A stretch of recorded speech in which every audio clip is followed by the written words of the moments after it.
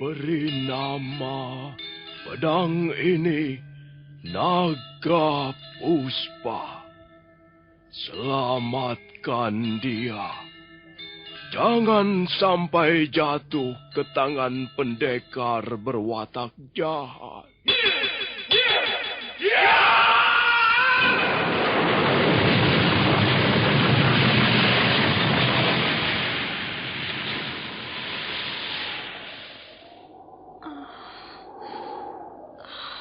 Kakang Kamandanu, kau masih juga tidak percaya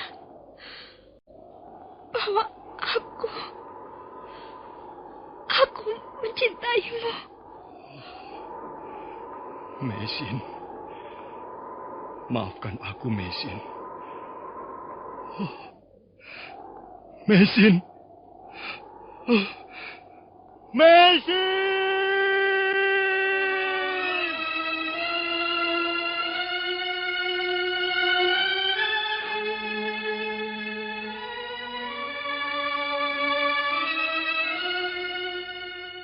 Tutur Tinula.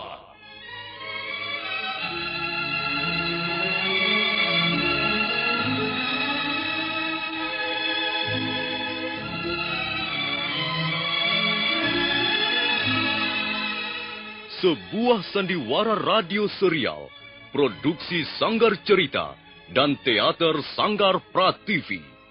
Sebuah kisah dengan latar belakang sejarah runtuhnya Singasari dan berdirinya Kerajaan Majapahit.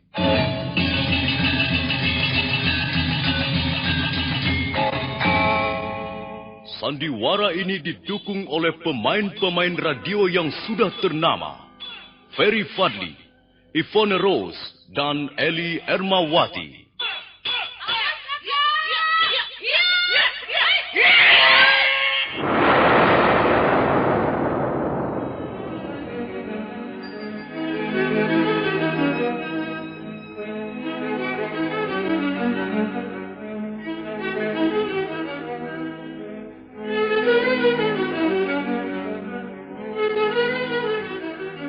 Cerita ini ditulis dan disusun oleh S. Tijab. Teknik dan montase dikerjakan oleh Rudi Tinangon dan Joko SP. Sutradara Y. Rudi Wartono. Kali ini mengetengahkan episode ketiga dengan judul Daun-Daun Bersemi Lagi.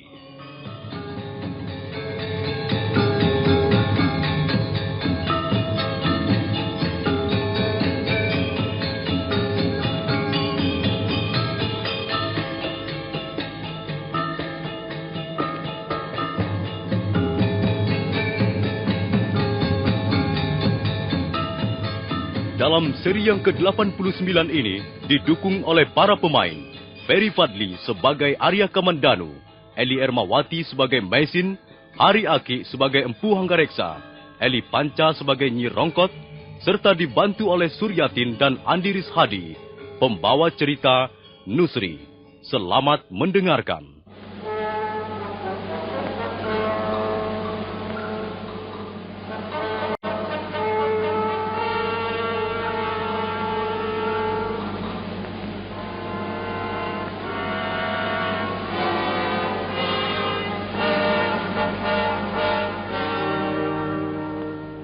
Nenek-nenek itu menjerit ketika laki-laki di depannya tiba-tiba menubruk.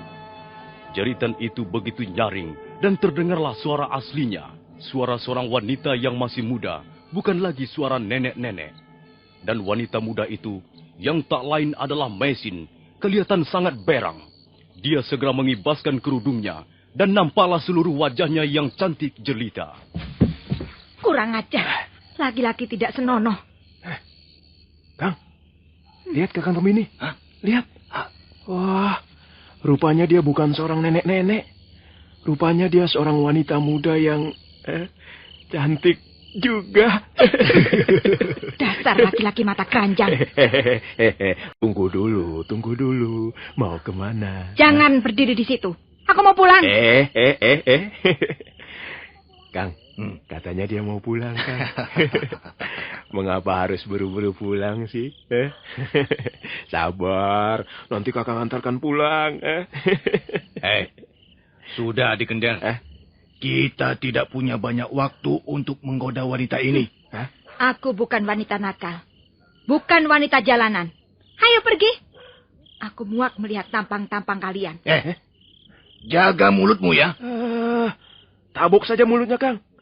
Dia pikir dia kali yang paling cantik. Dengar, kami tidak membutuhkan kecantikanmu. Kalau kami ingin wanita cantik, hal itu mudah sekali kami peroleh. Lalu apa yang kalian inginkan? Bukankah kau wanita asing? Bukankah kau salah satu di antara 2 orang pelarian yang menjadi buronan pemerintah Kediri? Kau tidak berhak mengetahui pribadi orang. Tapi kami ingin tahu. Awas. Kau jangan mempersulit apa yang akan kami kerjakan. Dengar baik-baik. Kau tidak usah melawan. Kau akan kami tangkap sekarang juga. Apa hakmu menangkap aku? Kau musuh pemerintah Kediri. Kau dicari-cari pemerintah Kediri. Kalau kami bisa menangkapmu, maka kami akan mendapat hadiah. Jadi kalian mencegat aku untuk mendapatkan sejumlah uang? Iya. Dan kau tidak perlu melawan. Ya, tidak ada gunanya melawan. Tempat ini sangat sepi, jauh dari rumah penduduk. Kalaupun kau berteriak sekencang-kencangnya minta tolong, hanya anjing-anjing liar yang mendengar. Dan anjing liar tidak akan bisa menolongmu. Jadi aku tidak mempunyai pilihan lagi? Memang. Kau melawan akan kami tangkap. Tidak melawan juga akan kami tangkap. Dan sekarang juga akan kami giring ke Jasun Wungkal. Di sana ada banyak prajurit Kediri. Dan kau akan kami serahkan pada mereka. Selanjutnya, kau akan menjadi urusan mereka. Iya. Dan sebaiknya kau tidak usah melawan. Karena dengan begitu, kau akan membuat pekerjaan kami lebih enteng. Dan kau membuat hati kami senang. Baiklah. Memang sebaiknya aku tidak melawan. Nah, tangkaplah aku. Cepat berikan tanganmu biar ku ikat. Ayo. Ini tanganku. Hiya!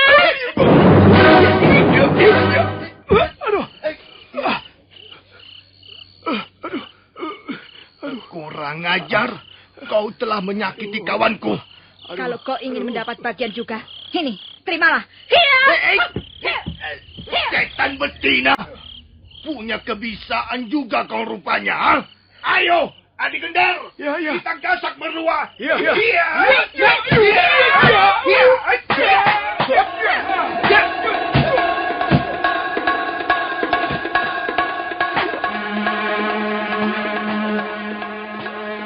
Tombini langsung menyerang Maisin yang sudah menunggu dengan kuda-kudanya.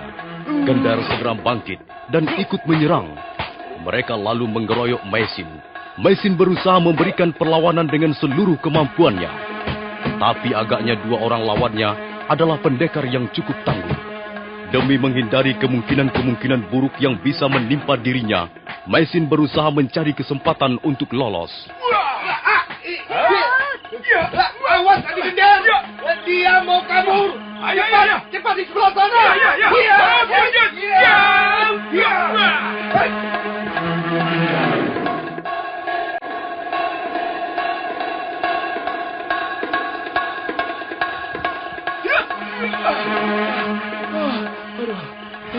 Dia kabur, Kakang. Kurang asam. Dia bisa memperdaya kita. Perempuan itu memang licik sekali. Bukan hanya licik. Dia juga licin seperti belut. Iya. Sekarang bagaimana, Kakang Tembini? Kita kejar lagi? Iya. Dia pasti belum jauh. Mari kita kejar lagi. Iya. Tapi kita berpencar. Kau ambil jalan lain. Aku akan melacak melewati jalan yang ini. Iya. Ayo cepat. Iya, ayo.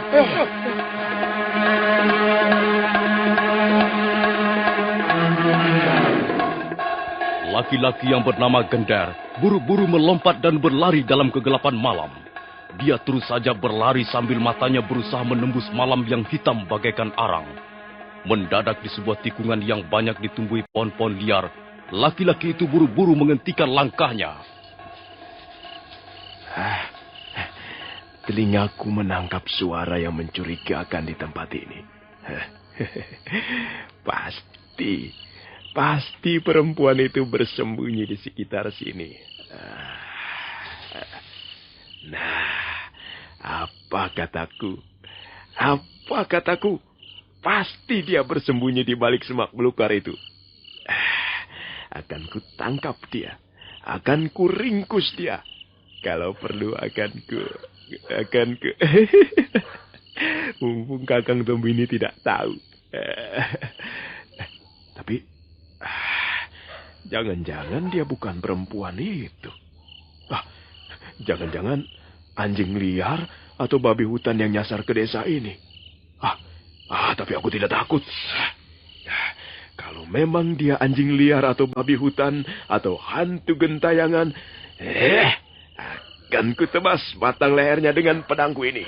Gendar lalu berjalan mengendap ke arah datangnya suara di balik semak belukar. Pedang digenggamnya erat-erat. Nah, mampuslah kau sekarang.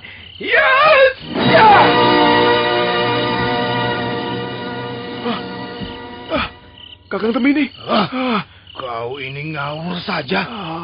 Leher orang mau dibabat seenaknya. Maaf, Kakang. Kukira ada anjing liar atau babi hutan. Untung Kakang menangkis sambaran pedangku. Ada apa, Kang? Kemana larinya perempuan itu? Dia tiba-tiba lenyap di sekitar tempat ini.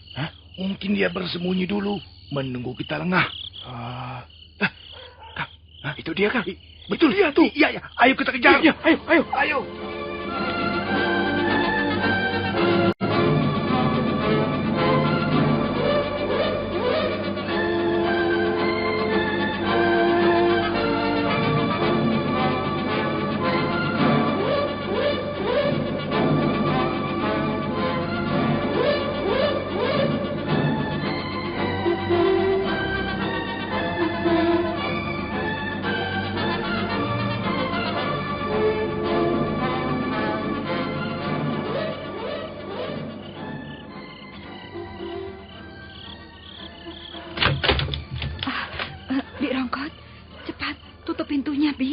Nona Mesin, dari mana Nona malam-malam begini? Dan mengapa wajah Nona pucat? Ada 2 orang mengejar aku, Bi. Mengejar Nona? Iya. Siapa mereka? Entahlah, mereka mau menangkap aku. Mereka mencegat aku di jalan ketika aku pulang dari rumah Sariti. Oh, jadi Nona Mesin pergi melihat pesta bambu kuning itu ya? Iya, Bi. Waduh, berani sekali Nona pergi keluar malam-malam begini. Iya, memang aku yang salah, Bi. Cepat, tutup pintunya, Bi. Mereka tadi terus mengejar aku kemari. Sudah Bibi tutup pintunya. Aku masih gemetar, Bi.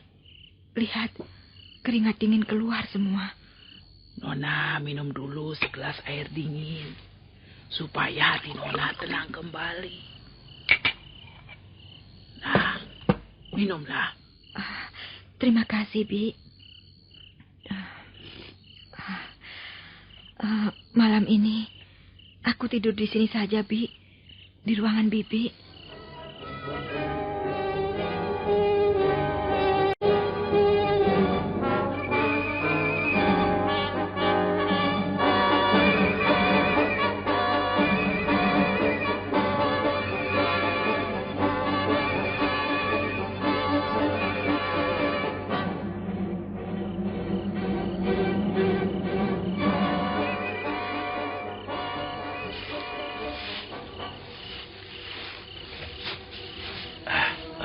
Kang, ya, orang itu tiba-tiba lenyap, Kang.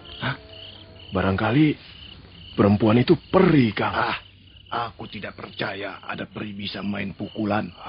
Jelas dia manusia biasa. Tapi buktinya dia lenyap seperti asap, Kang. Tidak. Dia pasti masuk rumah yang di depan itu. Tapi bukankah itu rumah Empu Hanggareksa? Wah, mana mungkin dia masuk ke situ, Kang? Kenapa tidak mungkin? Pokoknya kita harus terus menyelidiki wanita itu. Wah, jangan-jangan Dia bukan orang yang dicari-cari pemerintah Kediri, Kang. Aku yakin dialah orangnya. Jangan-jangan dia pembantu rumah tangganya Empu Hanggareksa, Kang. Ah, Atau sanak familinya yang baru datang. tidak. Pertama, dia wanita asing.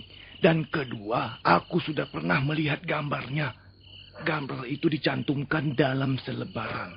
Dan gambar itu persis sekali dengan wanita itu tadi. Ini sudah merupakan data-data yang hampir pasti. Kita tinggal. Apa lagi? Ada orang lewat, Kang. Ada orang lewat. Dia Arya Kamandanu. Anak Empu Hanggareksa. Ayo kita bersembunyi, cepat.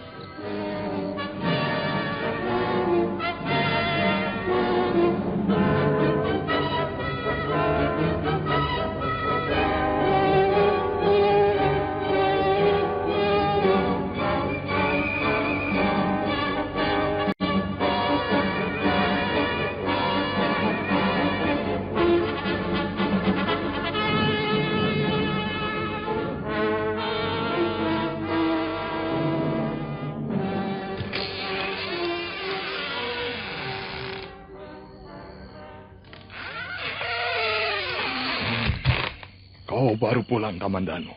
Ya, Ayah. Bagaimana rasanya? Sakit badanmu? Ya, Ayah. Sedikit. Malu. Rasa malu. Itu yang jauh lebih penting. Apa kau masih punya rasa malu itu? Aku tidak tahu. Mengapa tiba-tiba kau bisa dikalahkan si Sanding?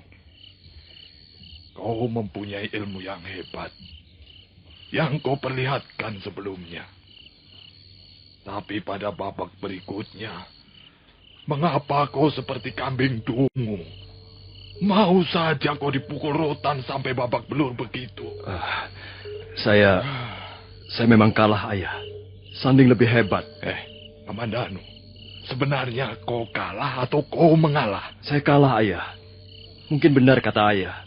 Saya kurang persiapan. Kamandanu, aku ini sudah tua, Le. Sudah kenyang makan garamnya kehidupan. Aku memang bukan pendekar. Tapi aku pernah belajar juga ilmu tata berkelahi. Kau tidak bisa segampang itu menipu ayahmu. Saya tidak menipu Ayah. Bagaimana aku bisa percaya pengakuanmu, Kamandanu? Aku melihat sendiri jalannya pertandingan itu. Kau jelas sengaja tidak bersungguh-sungguh ketika bermain pukul-pukulan rotan dengan Sanding. Gerakanmu menjadi lamban, seperti kerbau kenyang makan rumput.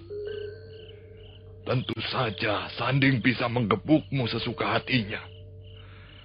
Untung saja kau tidak kelenger. Kamandanu, kau mempunyai aji seipi angin. Mengapa ilmu itu tidak kau gunakan untuk mengalahkan Sanding? Kau sebenarnya dapat memukul roboh dalam 1 atau 2 gebrakan. Mengapa kau tidak menjawab? Iya, memang benar, Ayah. Saya sengaja mengalah. Dasar sapi goblok, sapi tolol. Mengapa kau mengalah? Saya ingin menolong mereka, Ayah. Mereka itu siapa? Sanding dan Sariti. Mereka saling mencintai. Saya sengaja mengalah demi kebahagiaan mereka. Bagus. Bagus sekali kelakuanmu. Dan kau tidak memikirkan aku, ya? Kau tidak mengelokkan ayahmu ini.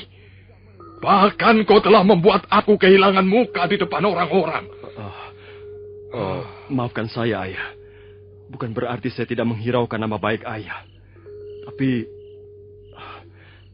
Tapi saya tidak mempunyai pilihan yang lain. Saya terpojok. Saya terpaksa menolong mereka. Saya tidak sampai hati melihat hubungan mereka patah di jalan gara-gara saya. Sudah. Kau tidak perlu bicara banyak-banyak. Kau ingin jadi pahlawan. Dan sekarang itulah upahnya. Badanmu babak belur dan keluarga kita terpaksa kehilangan muka.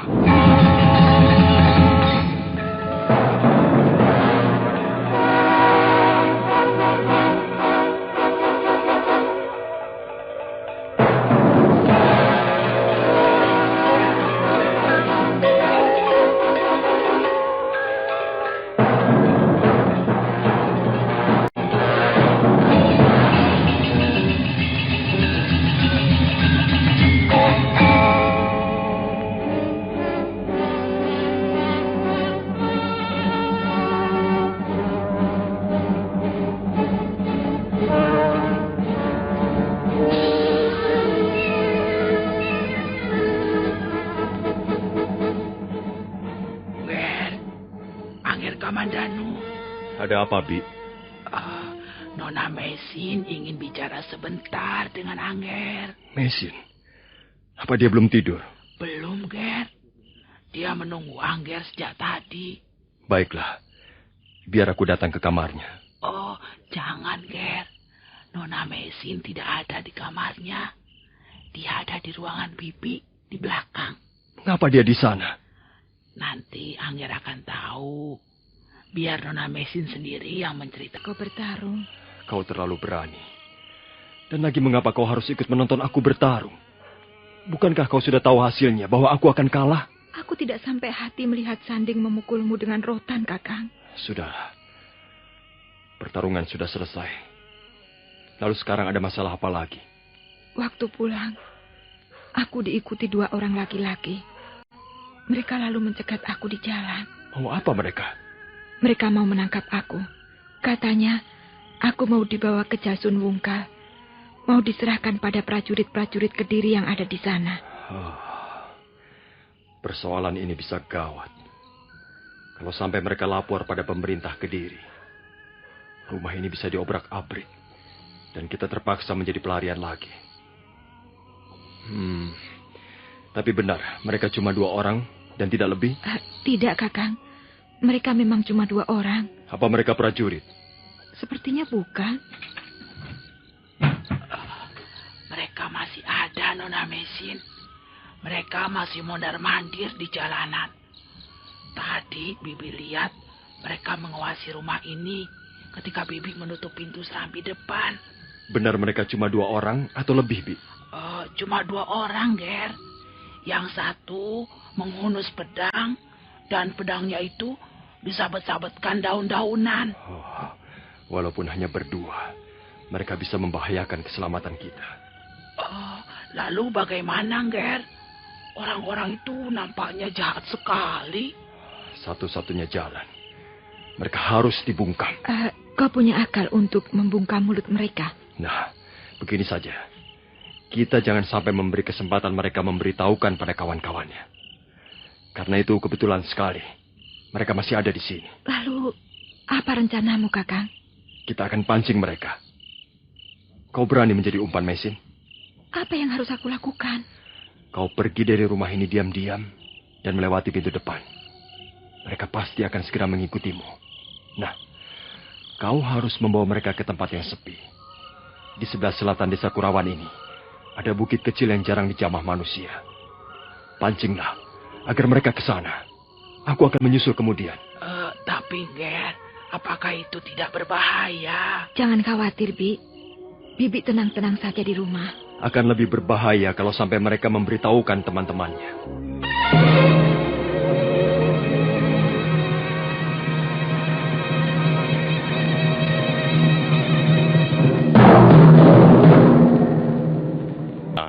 Silakan menunggu seri berikutnya. Sampai jumpa.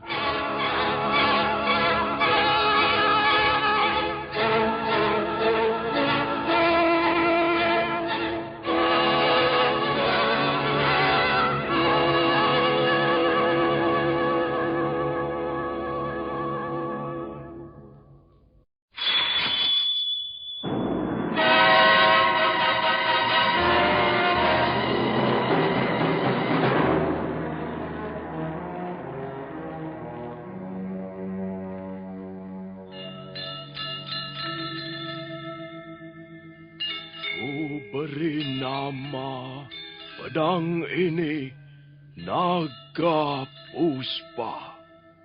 Selamatkan dia. Jangan sampai jatuh ke tangan pendekar berwatak jahat.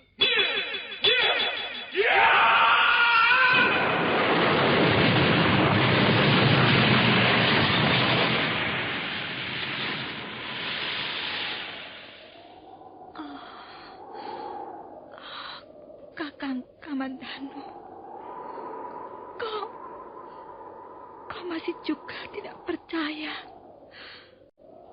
bahwa aku mencintaimu.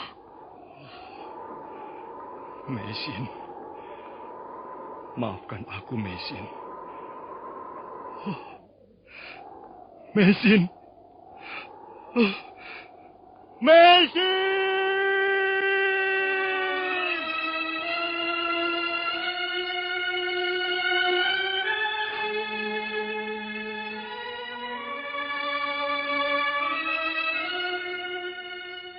Tutur Tinula.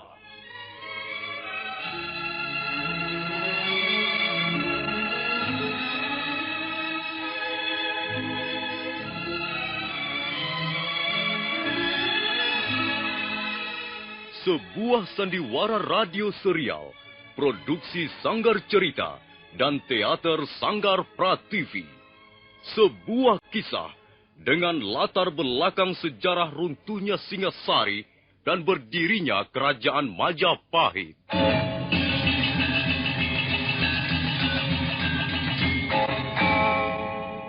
Sandiwara ini didukung oleh pemain-pemain radio yang sudah ternama. Ferry Fadli, Ivone Rose, dan Eli Ermawati.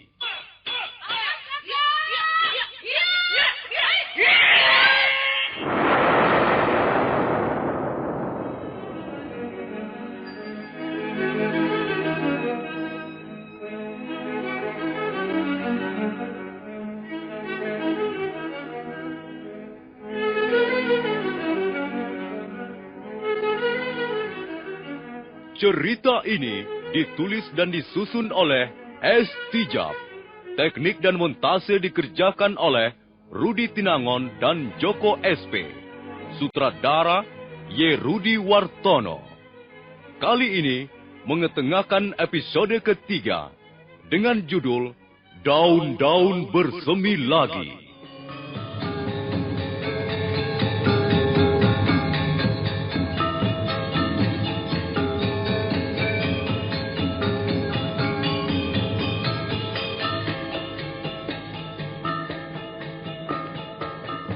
Dalam seri yang ke-90 ini didukung oleh para pemain Ferry Fadli sebagai Arya Kamandanu, Eli Ermawati sebagai Mesin, Eli Panca sebagai Nyi Rongkot, Hari Aki sebagai Empu Anggareksa, serta dibantu oleh Suryatin dan Andiris Hadi, dan pembawa cerita Nusri.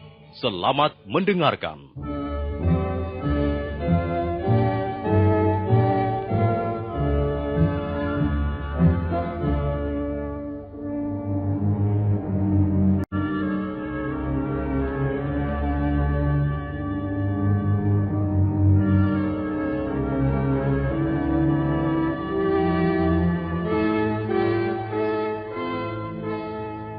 Arya Kamandanu mengantar Mesin sampai ke pintu serambi depan. Malam sunyi dan lengang. Arya Kamandanu mengintip dari celah-celah dinding dan dia melihat Mesin melangkah ke halaman. Tanpa menengok kiri kanan, Mesin terus melangkah dan sebentar kemudian bayangannya sudah lenyap di dalam kegelapan.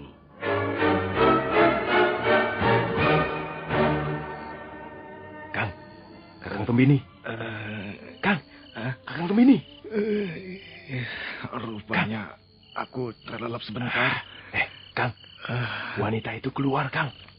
Kakang tidak melihat ya? Kang. Aku ngantuk sekali. Aduh, aku baru saja terlelap sebentar. Apa katamu? Wanita itu bagaimana? Dia keluar rumah, Kang. Hah? Dia berjalan bergegas menuju ke sana. Apa kau tidak salah lihat? Aku masih melek, Kang. Aku melihat dengan jelas sekali. Semula aku kaget. Kukira ada peri lewat. Tapi setelah aku perhatikan... Sudah. Kalau begitu, mari kita ikuti dia. Jangan membuang-buang waktu dan kesempatan.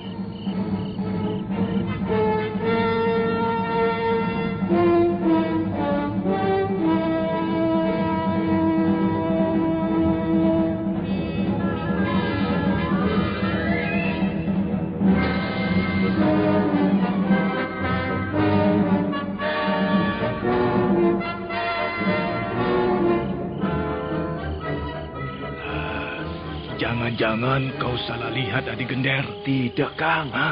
Mataku ini melek dengan baik. Jelas wanita itu keluar dari rumah. Dia melangkah agak terburu-buru, Kang. Sepertinya ada yang akan ditemuinya. Tapi dia bisa hilang cepat sekali. Ya, Iya. kita sudah setengah berlari mengejarnya. Itu dia, Kang. Hah? Itu dia. Oh iya. Mau pergi kemana wanita itu? Kang, dia berjalan cepat, Kang. Iya, ayo kita ikuti dia. Ayo. Iya, ayo, ayo.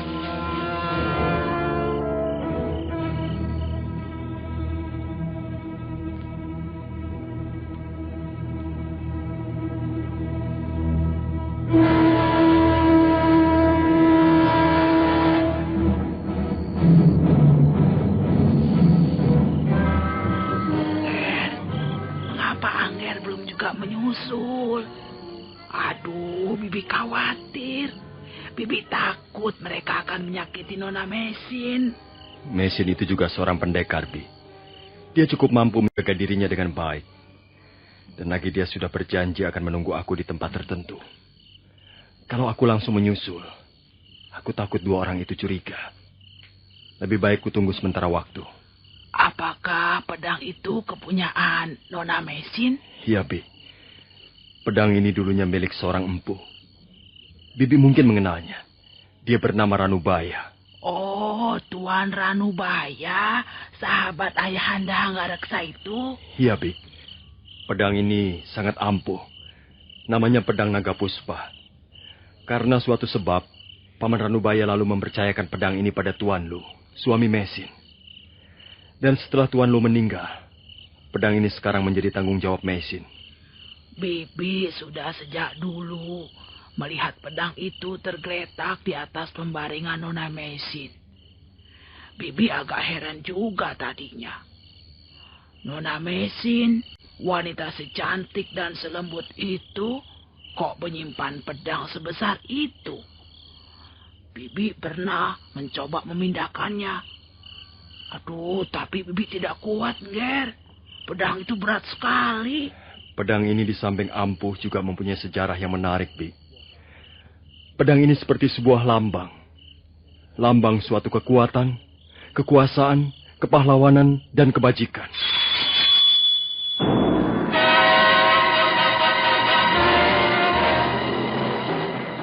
Arya Kamandanu menarik pedang itu dari warangkanya. Seketika ruangan menjadi merah seperti disiram bara api. Nyi Rongkot mundur sambil ternganga keheranan. Dia melihat Arya Kamandanu dengan wajah membayangkan rasa takut dan ngeri. Dia melihat wajah putra Empu Hanggareksa sepertinya berubah karena pantulan pamor pedang yang menyala-nyala.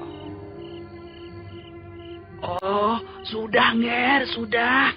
Aduh, masukkan pedang itu. Masukkan kembali ke warangkanya, Ger. Oh, Bibi takut, Ger. Badan Bibi jadi gemetar. Angger seperti berubah menjadi orang lain. Ketika menghunus pedang itu, Angger seperti kemasukan roh dewa pencabut nyawa. Bibi tidak usah takut. Biarlah pedang ini di sini. Kuncilah pintu ruangan ini dari luar. Kukira sudah saatnya aku harus menyusul Mesin. Oh, iya, Angger. Apakah Angger tidak jadi membawa pedang itu? Bukankah Nona Mesin berpesan agar Angger membawa pedang itu untuk mengusir dua orang jahat itu? Tidak usah, Bi. Kukira aku tidak memerlukan pedang ini untuk menghadapi mereka. Nah, aku pergi dulu, Bi. Iya, Angger. Hati-hati.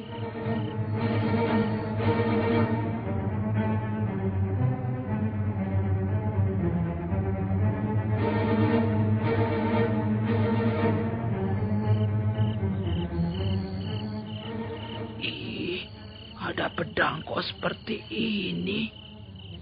Menyeramkan sekali. Besar dan bentuknya aneh. Kalau dicabut, keluar cahaya merah seperti bara api. Kok Nona Mesin itu berani tidur bersama senjata seperti ini ya? Kalau aku, diupah 10 ringgit tidak bakal mau. Sudah, lebih baik aku kembali ke kamarku saja.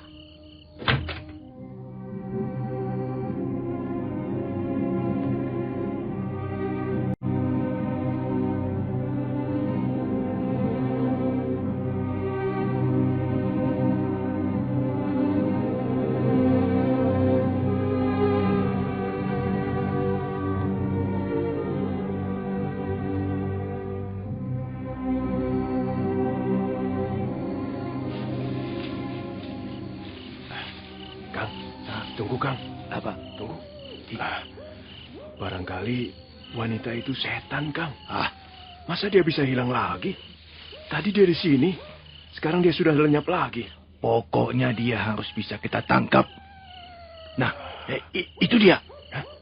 Itu dia muncul dari balik pohon besar itu. Ayo cepat, adik. Kita sergap dia. Tunggu, Kang. Tunggu apa lagi? Ayo cepat. Nanti dia lenyap lagi. Dia memang pintar sekali menghilangkan jejak. Kalau tidak begitu, dia tidak akan menjadi pelarian dan gambarnya dipajang di mana-mana. Cepat, adik Gender. Tunggu, Kang, tunggu. Kita sudah mengikuti wanita itu sampai ke batas desa ini, Kang. Iya, kita bukan hanya akan mengikutinya, tapi akan menangkapnya. Kang. Tapi wanita itu agaknya akan membawa kita ke suatu tempat tertentu, Kang. Bukankah di depan itu ada sebuah makam tua? Mungkin wanita itu benar-benar orang halus, Kang. Mungkin dia hantu makam tua di depan itu, Kang. Sekalipun dia raja hantu, kita akan tetap menangkapnya. Ayo cepat. Nanti dia keburu dapat menghilangkan jejak. Dan kita gagal memperoleh 200 ringgit.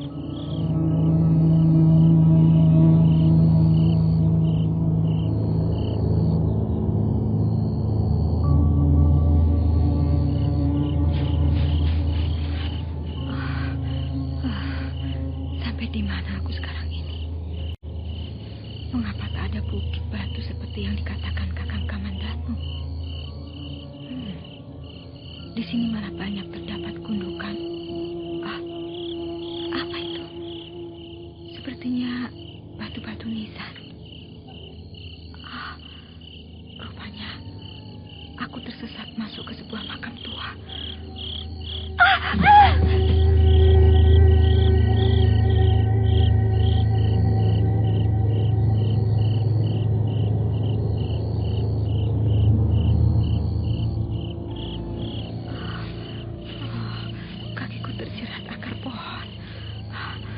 Kalau sampai Kakang Kamandanu tidak dapat menemukan aku karena aku tersesat, pasti aku akan tertangkap.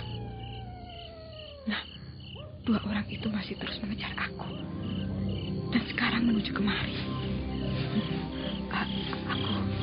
Aku harus bersembunyi di sini.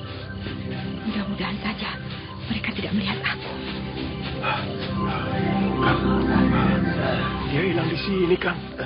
Aku tadi masih mendengar dia menjerit di sekitar tempat ini. Iya, dia pasti dapat kita tangkap. Ayo, manis. Ayo. Mengapa kau bersembunyi di situ, ha?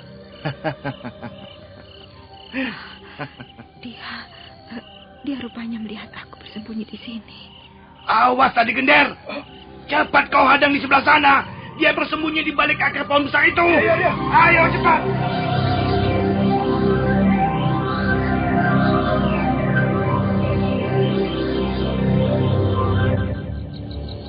Dia masih terus akan melawan walaupun keadaannya sudah terjepit.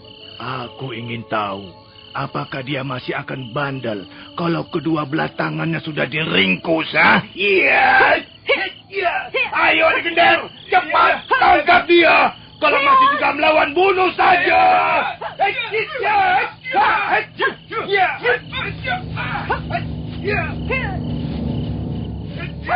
Dua orang laki-laki itu terus memburu Maisin dengan serangan silih berganti. Maisin berusaha membendung serangan walaupun nampak kerepotan.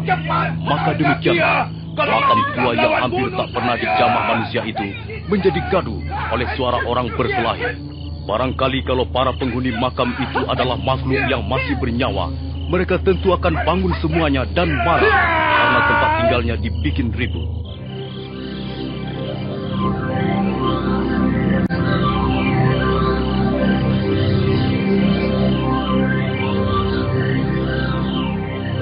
Keadaan Maisin kelihatan semakin gawat. Telah beberapa kali dia hampir terjatuh karena kakinya tersandung batu-batu nisan. Melihat calon korbannya sudah kendor daya tahannya, 2 orang laki-laki itu makin bernafsu menyerbu. Tapi pada saat yang benar-benar sudah gawat, Maisin dapat melihat sebuah bayangan melayang ke arah mereka.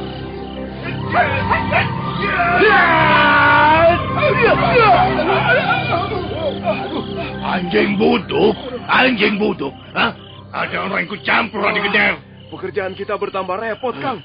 Kalau orang itu tidak mengganggu kita, tentu wanita itu sudah bisa kita ringkus. Iya. Kau tidak apa-apa, Mesin? Tidak, Kakang. Baiklah, pergilah kau menjauh. Biar orang-orang ini aku yang menghadapi.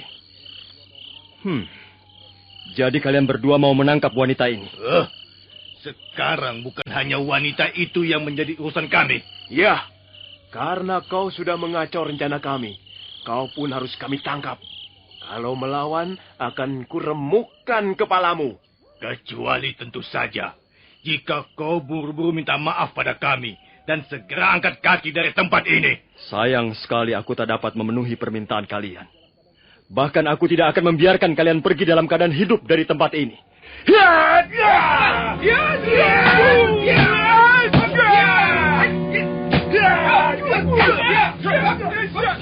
Dua orang laki-laki itu segera berkelit menghindari serangan Arya Kamandanu. Dan selanjutnya mereka ganti mengadakan serangan bertubi-tubi. Mereka bermaksud merantai lawannya dengan menggempurnya dari berbagai arah. Tapi siapa yang mereka hadapi sekarang bukanlah pendekar tangguh. Apalagi ketika Arya Kamandanu mulai menggunakan ilmu kanuragan naga puspa tahap kedua. Dua orang laki-laki itu pun menjadi seperti orang-orang lindung. Arya Kamandanu masih sabar menunggu sampai 10 jurus. Tapi setelah menginjak jurus ke-11, dia pun nampak sudah tidak sabar lagi.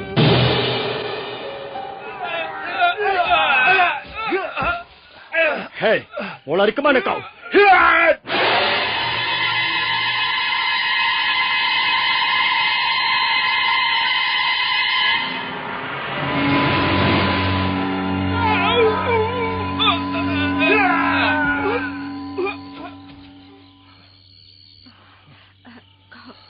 Kau tidak apa-apa, Kakang? Tidak. Kau benar-benar tidak apa-apa? Tidak, Mesin. Aku tidak apa-apa. Hanya punggungku masih terasa agak pedih. Kau terluka oleh pukulan tongkat rotan sanding. Kau pasti masih merasa sakit. Untung kau dapat mengalahkan mereka, Kakang. Sudahlah. Sekarang mari kita seret mereka dari tempat ini. Tak jauh dari sini, ada sebuah sumur alam yang mengandung uap racun. Kita ceburkan saja mereka ke dalamnya. Apakah mereka benar-benar sudah mati, Kakang? Kalau mereka belum mati karena pukulanku, mereka pasti akan mati dalam sumur beracun itu.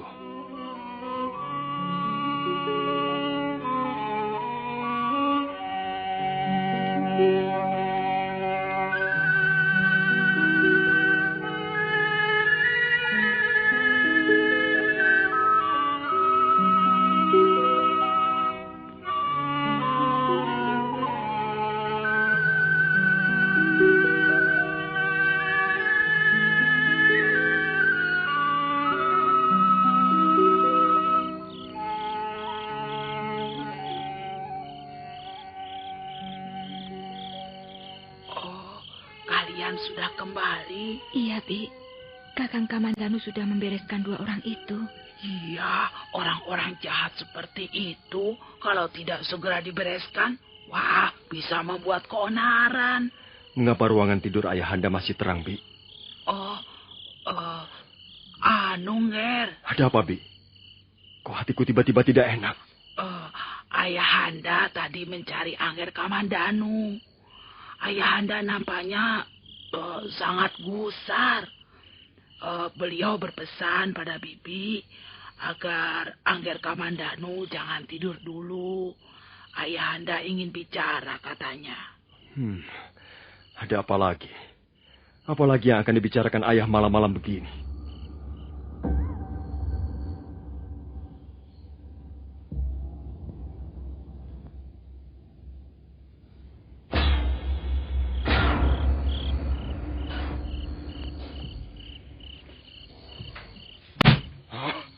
Aku dulu pernah berkata apa padamu, Kamandanu.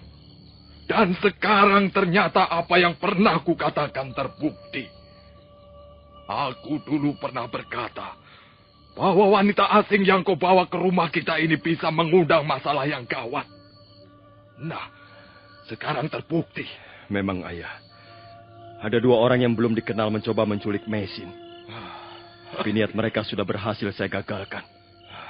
Sekarang tidak ada masalah lagi. Kok bisa memastikan begitu? Bagaimana kalau mereka kembali lagi dan membawa teman-temannya atau membawa prajurit-prajurit Kediri? Hah? Kamandanu, aku ini sudah semakin tua, Le. Aku tidak ingin di rumah ini terjadi keributan. Aku ingin hidup tenang, seperti orang-orang tua yang lain itu. Jangan kau usik ayahmu ini dengan persoalan-persoalan yang berat, Le. Sebenarnya sudah tidak ada persoalan lagi, Ayah. Dua orang itu tidak bakal kembali lagi. Mengapa kau bisa berkata begitu pasti? Hah? Mereka sudah saya singkirkan. Apa? Mereka memang berbahaya. Karena itu sudah saya bungkam mulutnya, Ayah. Mereka tidak mungkin melaporkan pada siapa-siapa. Le, apa maksudmu dengan saya singkirkan? Apa maksudmu dengan saya bungkam? Hah? Kau sudah membunuh mereka. Hah? Ayo jawab, Kamandanu. Kau sudah membunuh orang itu? Iya, Ayah. Saya terpaksa membunuh mereka. Nah, apa kataku? Apa kataku, Kamandanu? Bahkan tanganmu sudah kau lumuri dengan darah. Rumah ini sudah bau darah pembunuhan. Oh. Sekarang kau harus percaya pada ayahmu ini, Le. Kehadiran wanita asing itu pasti akan membawa bencana. Dia ibarat bisul. Sewaktu-waktu pasti akan meletus.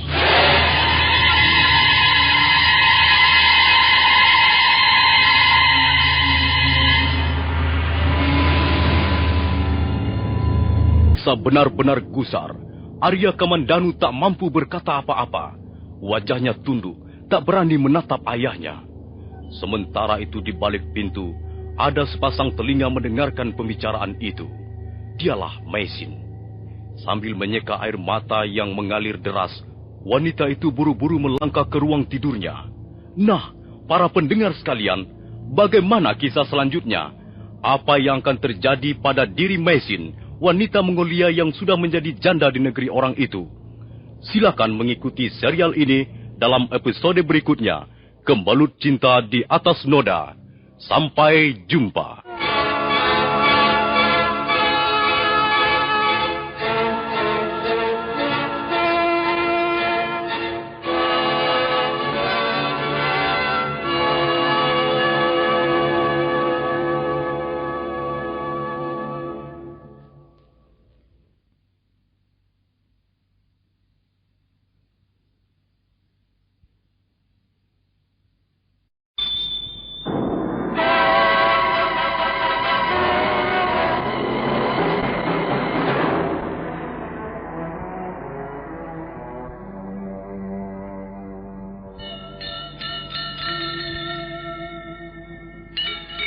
Beri nama pedang ini Naga Puspa. Selamatkan dia. Jangan sampai jatuh ke tangan pendekar berwatak jahat.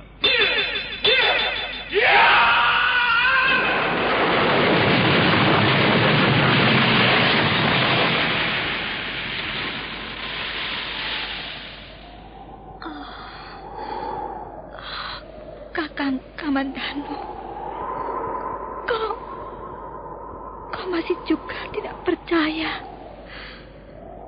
bahwa aku mencintaimu. Maisin, maafkan aku, Maisin. Maisin. Maisin!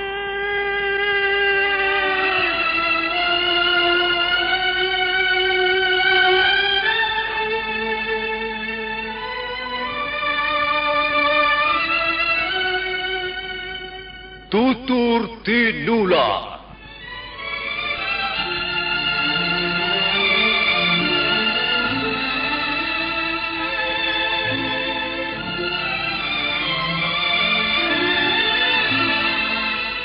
sebuah sandiwara radio serial, produksi Sanggar Cerita dan Teater Sanggar Prativi. Sebuah kisah dengan latar belakang sejarah runtuhnya Singasari dan berdirinya Kerajaan Majapahit.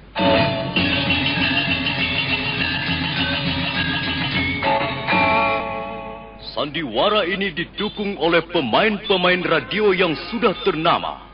Ferry Fadli, Yvonne Rose, dan Eli Ermawati.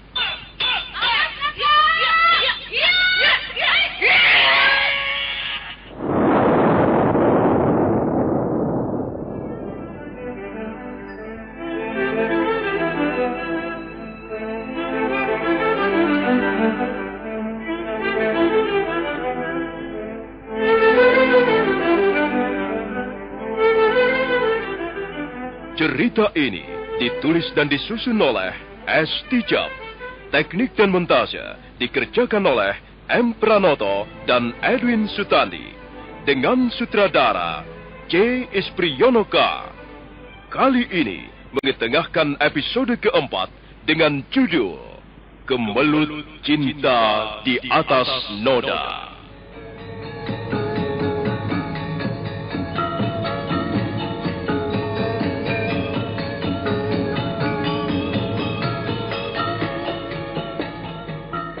Dalam seri ke-91 ini didukung oleh para pemain Ferry Fadli sebagai Arya Kamandanu, Eli Ermawati sebagai Mesin, Hari Akik sebagai Empu Hanggareksa, Eli Panca sebagai Nyi Rongkot, M. Abud sebagai Arya Dwi Pangga, Iwan Dearta sebagai Pamungsu, dan Asdi Suhastra pembawa cerita.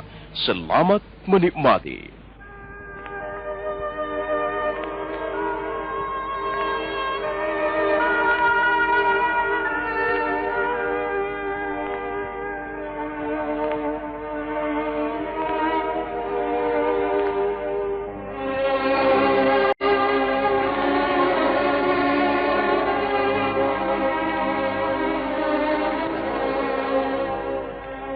Mesin bergegas melangkah ke kamarnya.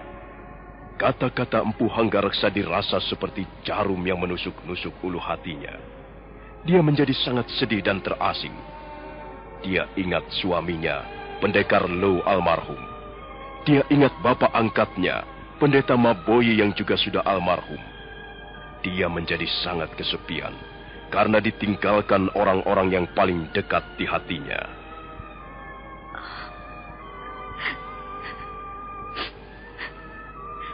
Mengapa aku harus selalu mengalami seperti ini? Kata orang, juga kata ayah Maboyi, tidak baik meratapi nasib sendiri. Tapi, bagaimana aku tidak meratap kalau terus-menerus mengalami pukulan batin seperti ini? Apakah dunia sudah tidak adil lagi? Apa kesalahanku hingga harus mendapat hukuman seberat ini?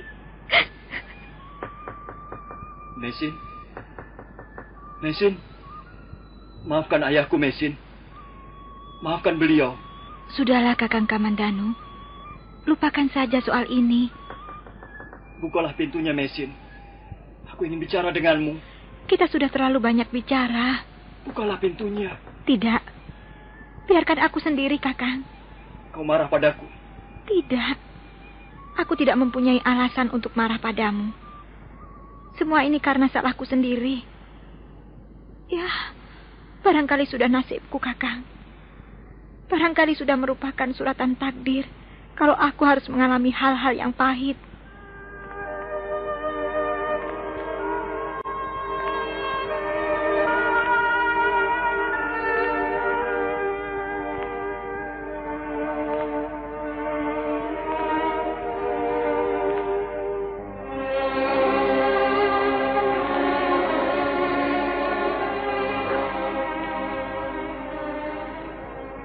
Tidak, Kakang Kamandanu tidak bersalah.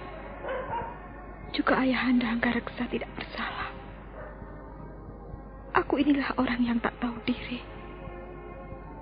Aku datang ke rumah ini hanya untuk membuat kesusahan dan keributan. keluarga ini mestinya bisa hidup tenang dan damai. Aku tak ingin menyusahkan Kakang Kamandanu. Kasihan dia. Dia harus terombang-ambing di antara dua pilihan. Dia ingin menolong aku. Tapi dia juga punya kewajiban berbakti pada orang tuanya. Dan akulah wanita yang tak tahu malu, tak tahu diri. Aku hanya makan dan tidur di rumah ini. Dan selebihnya hanya membebani keluarga ini dengan persoalan-persoalan. Ya, aku tidak boleh melihat kepentinganku sendiri saja. Aku juga harus mampu melihat kepentingan orang lain.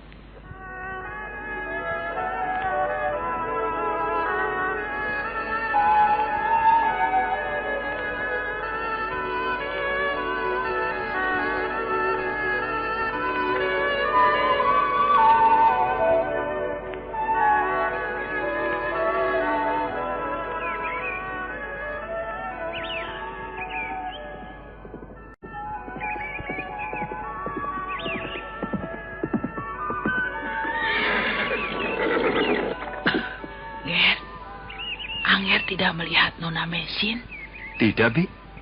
Apa di kamarnya tidak ada? Mungkin dia pergi ke pancuran di belakang. Tidak ada, Nger. Bibi sudah cari kemana-mana. Tidak ada. Di kamarnya juga tidak ada. Bibi intip dari sela-sela dinding. Kamarnya kosong. Coba, Bi. Mari kita periksa kamarnya.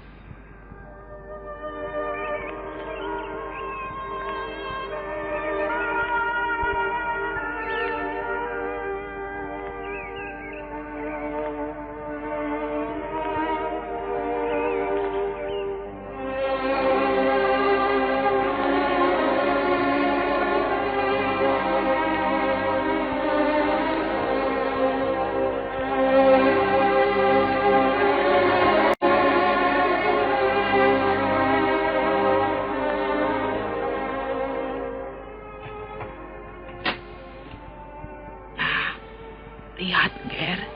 Kosong bukan?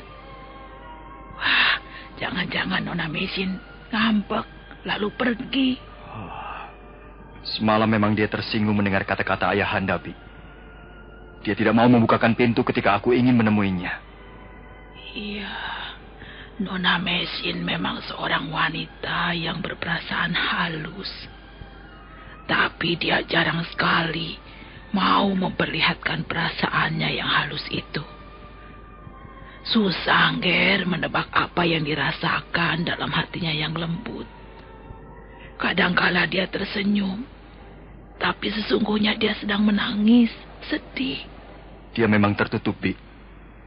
Kalau pintu hatinya sudah menutup, maka dia menutup rapat sekali. Wah, lihat, Ger. Ada selembar daun rontal di bawah tikar tempat tidurnya.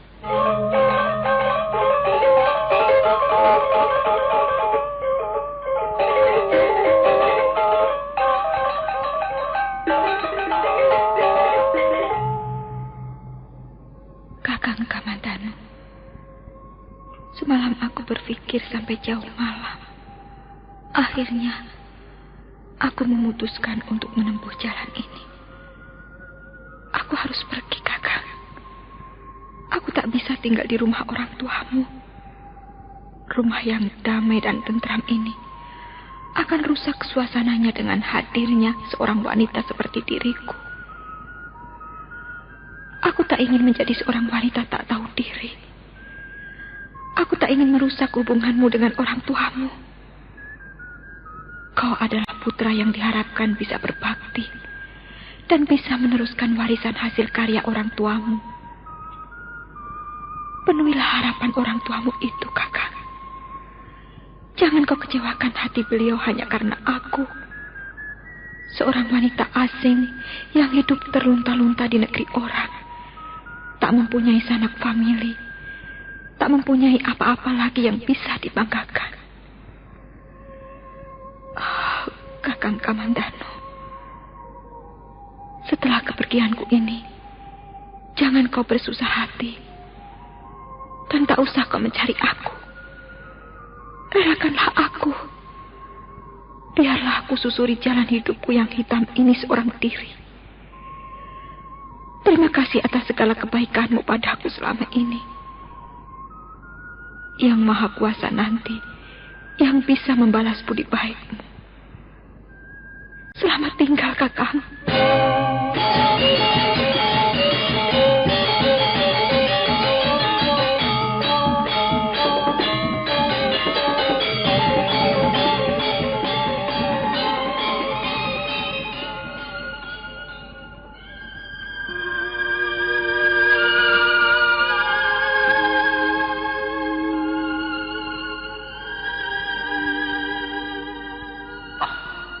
Bagaimana, Ger? Dia benar-benar sudah pergi, Bi. Lalu bagaimana, Ger? Kasihan Nona Mesin. Bibi khawatir dia mendapat bahaya di jalan. Ayahanda memang keterlaluan. Sabar, Ger. Angger mau kemana? Apakah ayahanda masih di ruang penyimpanan pusaka, Bi? Ingat, Ger. Angger Kamandanu harus bisa mengendalikan diri. Angger jangan berlaku kasar pada ayahanda. Kasihan beliau. Beliau pun juga sedang banyak keruwetan, Ger. Aku harus melaporkan hal ini, Bi.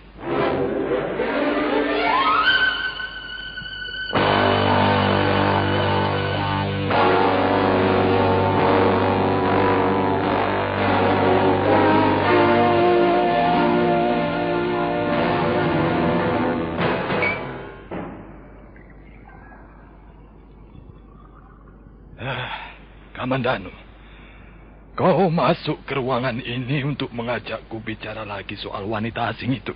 Mengapa ayahanda masih menyebut wanita asing? Bagi saya, Mesin bukan lagi wanita asing di rumah ini.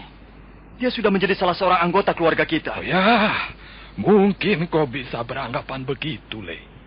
Tapi hukum di negeri ini, adat dan tata cara masyarakat di desa ini beranggapan lain.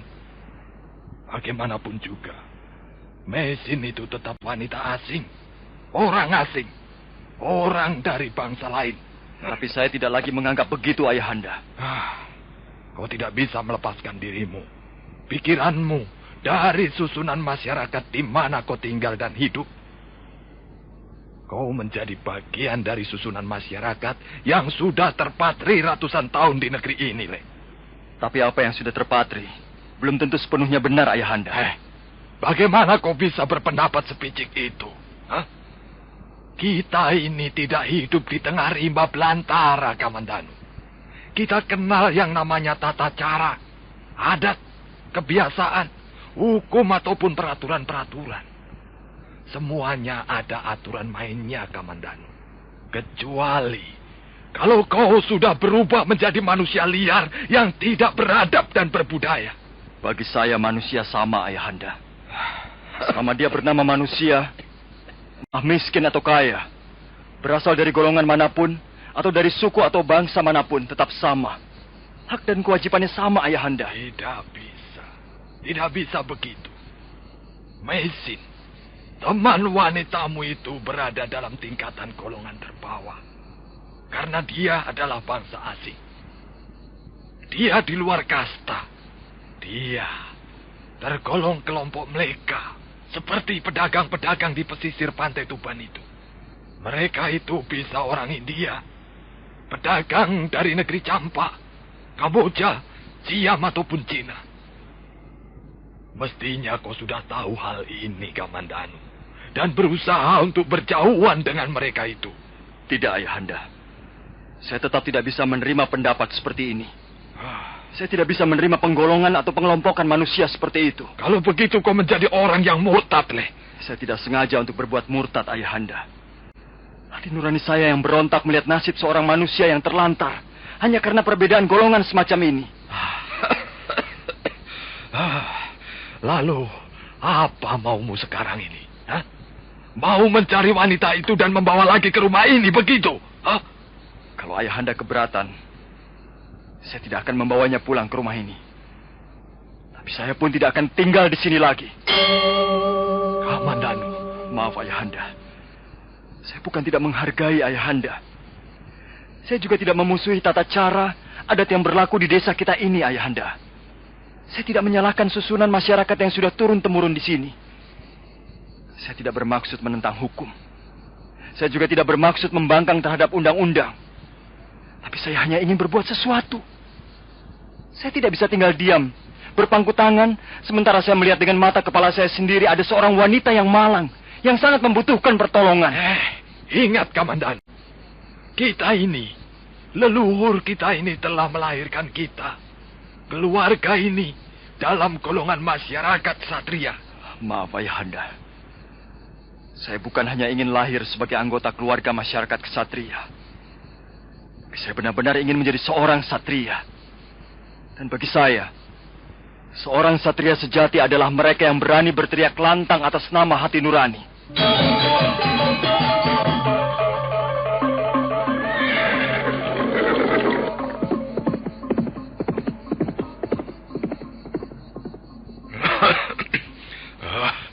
Nyi Nongkot, lihatlah Nyi. Lihatlah si Kamandanu itu. Dia pun sekarang pergi lagi. Dia tidak mau mengindahkan kata-kataku lagi, Nyi. Sudahlah, Gusti. Memang begitulah yang sering terjadi. Tapi mengapa mereka pergi dengan cara seperti ini? Mengapa mereka harus pergi dengan meninggalkan bau busuk di rumah ini? Selama ini aku bekerja keras. Selama ini aku memeras peluhku tanpa kenal lelah. Apa yang kutanam memang tumbuh dengan baik. Tapi mengapa buahnya semua busuk? Sudahlah, Gusti. Jangan mengeluh dan meratap begitu. Nanti penyakit Gusti kambuh lagi. Nyi Nongkot, apakah aku tidak boleh mengeluh dan meratap untuk membuang kesedihan di hari tua ini? Anakku hanya 2 orang. Yang satu Arya Dwi Pangga. Seperti itu kelakuannya. Sama sekali. Dia sudah tidak ingat lagi pada orang tuanya. Dan sekarang Arya Kamandanu juga begitu. Aku hanya mempunyai 2 butir telur. Dan telur-telur itu semuanya busuk. Usahaku busuk. Perkawinanku busuk. Keluargaku busuk.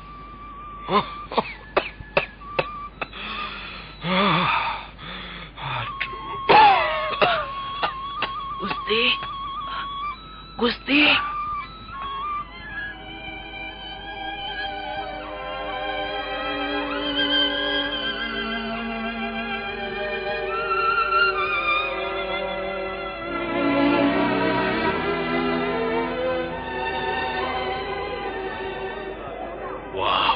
Wah.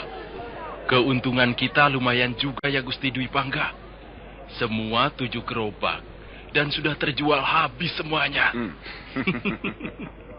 Kalau begini terus, saya bisa cepat kaya seperti Gusti Dwi Pangga loh.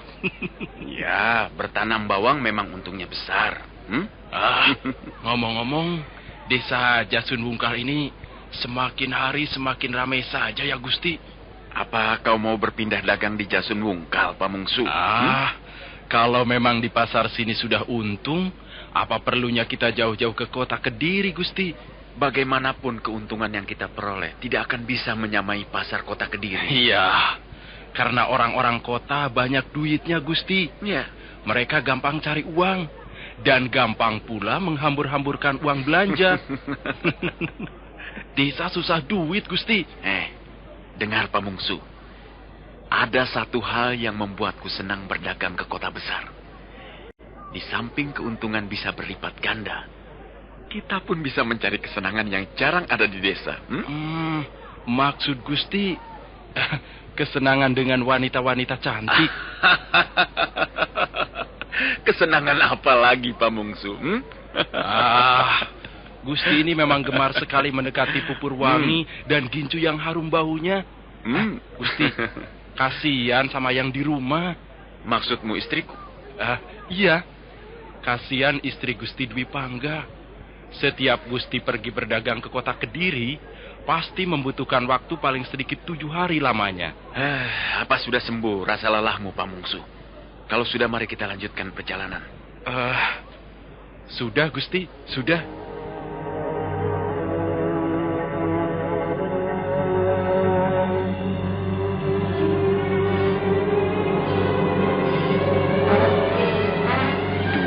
Laki-laki itu segera melangkah ke arah kudanya masing-masing.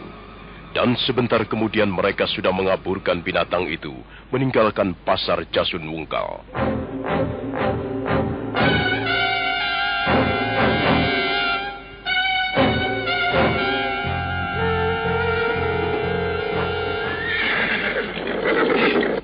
Mengapa berhenti, Pamungsu? Apakah Gusti tidak mampir dulu di Kurawan? Tidak usah. Barangkali Gusti ingin menengok Ayahanda Hanggareksa dulu. Tidak usah, kita langsung saja ke Manguntur. Tidak ada apa-apanya di Kurawan. Ayo cepat, Pamungsu. Sebentar lagi gelap.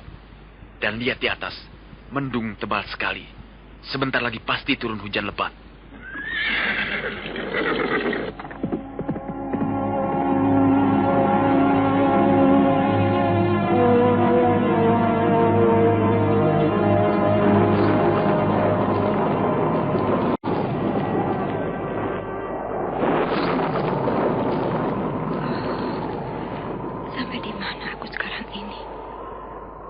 Hujan deras sekali, dan malam sudah turun. Akan pergi kemana aku? Tak ada rumah untuk berteduh. Dingin sekali. Perutku sampai kaku rasanya. Tapi aku harus terus berjalan. Aku harus terus berjalan. Walaupun aku tidak tahu kemana aku akan pergi.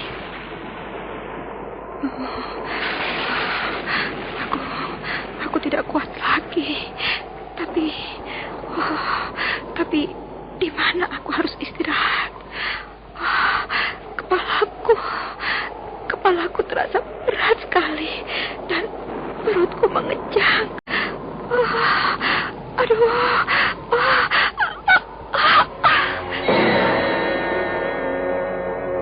Wanita cantik yang adalah Meisin adanya tersungkur dan jatuh di pinggir jalan yang menuju ke arah desa Manguntur.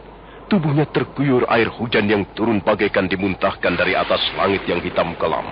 Sekali waktu, cahaya kilat menyambar dan menerangi wajahnya yang cantik, dan rambutnya yang hitam mengurai di atas rumput.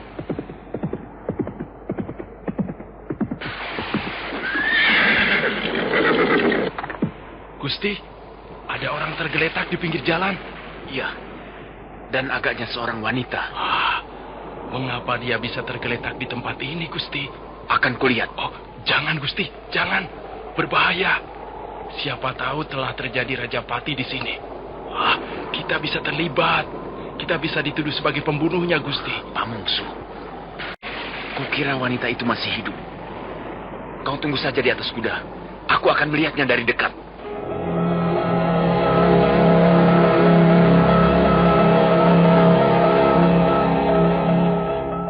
Arya Dwi Pangga segera melompat dari atas punggung kudanya. Sementara hujan masih deras menyapu pohon-pohon dan jalanan di sekitarnya. Arya Dwi Pangga mendekati wanita itu dan membalikkan wajahnya yang setengah tertelungkup.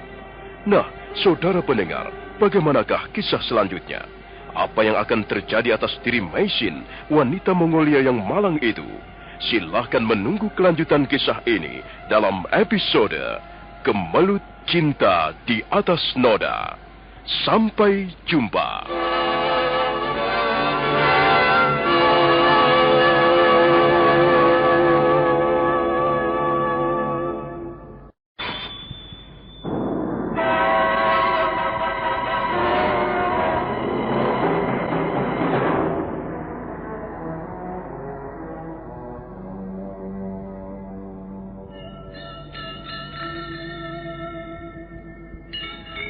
Beri nama pedang ini Naga Puspa, selamatkan dia.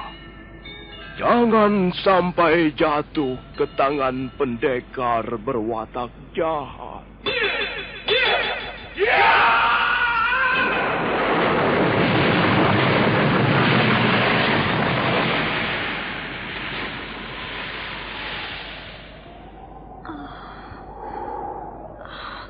Kakang Kamandanu, kau masih juga tidak percaya bahwa aku mencintaimu. Meisin, maafkan aku, Meisin. Meisin. Meisin!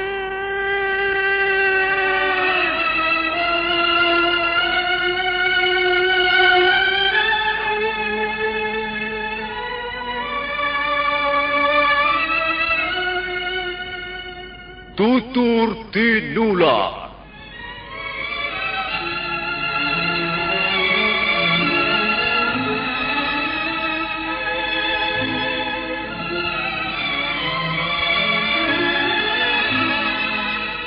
Sebuah sandiwara radio serial, produksi Sanggar Cerita dan Teater Sanggar Prativi. Sebuah kisah dengan latar belakang sejarah runtuhnya Singasari dan berdirinya Kerajaan Majapahit.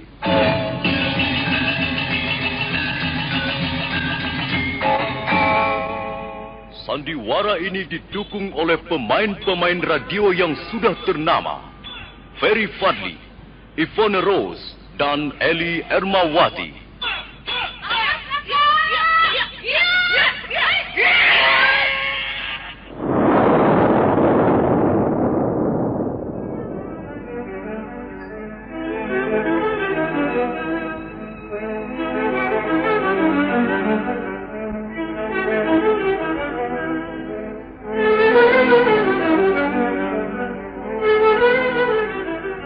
Cerita ini ditulis dan disusun oleh S. Tijab.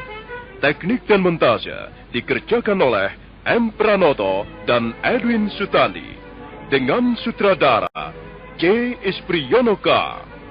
Kali ini mengetengahkan episode keempat dengan judul Kemelut Cinta di Atas Noda.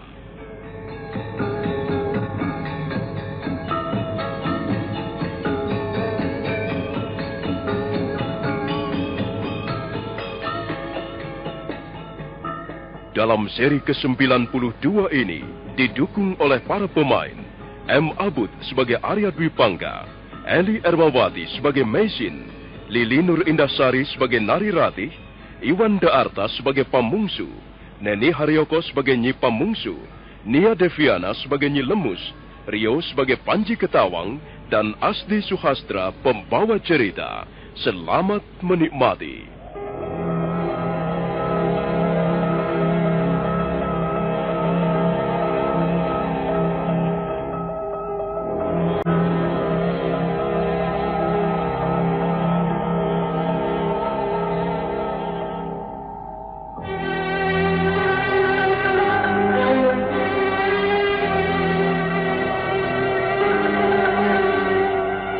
Meisin tergeletak di tepi jalan yang berlumpur.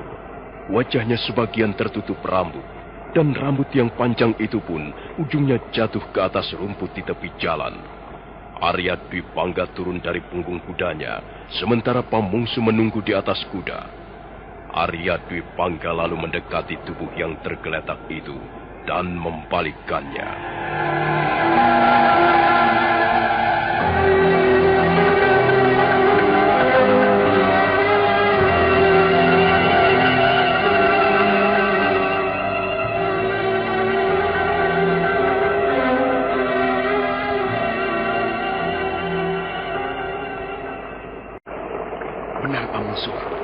Dia masih hidup. Masih bernafas dengan baik. Ayo, turunlah. Lihat ke sini. Baik, Gusti. Baik. Lihat Pamungsu. Dadanya masih turun naik dengan teratur. Waduh, bagaimana dia bisa tergeletak di tempat ini ya? Tapi Gusti, nampaknya dia bukan wanita pribumi. Nampaknya dia wanita asing, Gusti. Kalau saja dia tidak pingsan, pasti semua orang akan mengira wanita ini bidadari yang turun dari atas langit. Dia memang cantik, Gusti. Cantik sekali. Ya. Aku belum pernah menemukan seorang wanita yang cantik seperti ini. Lalu apa rencana Gusti Dwi Pangga? Yang jelas, aku tidak bakal menyia-nyiakan kecantikan wanita ini. Begini Pamungsu. Iya Gusti. Aku bermaksud membawanya ke Manguntur. Loh, apa nanti tidak membuat ribut? Istri Gusti Dwi Pangga pasti akan marah sekali. Kalau pulang berdagang membawa uang banyak, itu sudah jamak. Tapi kalau membawa wanita cantik, wah, itu bisa menimbulkan perang besar-besaran, Gusti. Pamungsu, aku juga tidak akan berlaku bodoh seperti itu. Tentu saja dia tidak akan kubawa pulang ke rumahku. Lalu akan Gusti bawa kemana? Ke rumahmu. Wah, ke rumah saya. Aduh, saya juga punya bini, Gusti. Bini saya juga pencemburu sekali. Kau bisa menjelaskan pada istrimu bahwa wanita ini tidak ada sangkut pautnya denganmu. Akulah yang akan bertanggung jawab. Akulah yang punya urusan dengan wanita ini.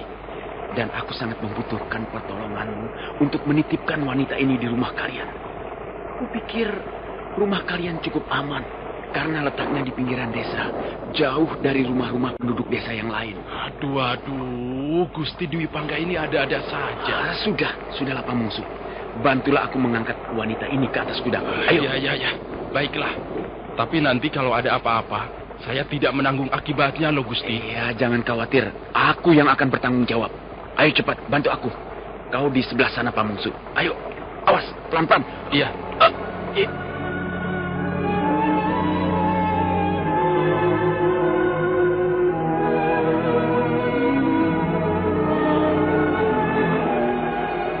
Arya Dwi Pangga dan Pamungsu mengangkat tubuh Maisin dan menaikkannya ke atas punggung kuda.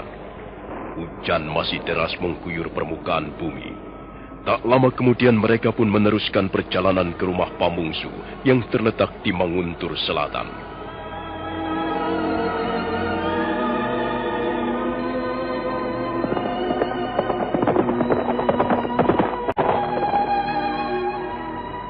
Mereka tiba di rumah Pamungsu. Hujan telah reda dan hari telah benar-benar menjadi malam. Arya Dwi Pangga pulang ke rumahnya setelah menitipkan Maisin. Pamungsu menempatkan wanita yang masih belum sadarkan diri itu di gandok atau rumah kecil di sebelah rumahnya. Nyi Pamungsu, istri Pamungsu, nampaknya kurang senang rumah tinggalnya dipakai menyembunyikan seorang wanita oleh Arya Dwi Pangga. Dia masih belum sadar juga. Pakaiannya basah kuyup. Mengapa tidak kau ganti saja dengan yang kering? Kenakan saja kainmu. Gila kau, Nyai. Aku kan seorang laki-laki. Malu aku kalau harus menggantikan pakaian seorang wanita. Kenapa harus malu, Kakang? Ganti saja. Telanjangi dia dan ganti pakaiannya yang basah kuyup dengan kainmu atau bajumu. Lalu kau tidur saja sekalian digandok bersamanya. Jangan begitu, Nyi. Jangan begitu. Malam-malam begini, kau jangan membuat gara-gara yang bisa menimbulkan perang. Biar. Aku memang mau perang. Aku tidak senang rumah kita ini dipakai menyembunyikan wanita jalanan, Kakang. Jangan sembarangan bicara kau, Nyi. Belum tentu dia wanita jalanan. Kau kan bisa melihat sendiri dia pingsan. Dia kami temukan tergeletak di pinggir jalan. Lalu Gusti Dwi Pangga bermaksud menolongnya. Kan ini suatu maksud yang baik. Iya saja, karena yang mau ditolong wanita cantik. Lagi pula kau ini kok selalu menuruti saja apa kemauan Gustimu Dwi Pangga itu, Kakang? Kalau aku tidak mau menuruti kemauannya, aku bisa kehilangan penghasilanku. Kau tahu, selama ini kita hidup dari hasil jerih payahku membantu usaha dagangnya. Baiklah. Alasanmu cukup masuk akal. Tapi awas, Kakang. Kalau sampai kau berani bermain kurang ajar dengan wanita itu, akan kupotes hidungmu yang bulat dan besar ini. Aduh, ampun Nyai, ampun. Hidungku bisa amblas nanti. Jangan Nyai. Aduh. Nah, kau tunggu di sini ya. Biar aku yang akan menggantikan pakaian wanita itu. Awas ya, jangan ngintip.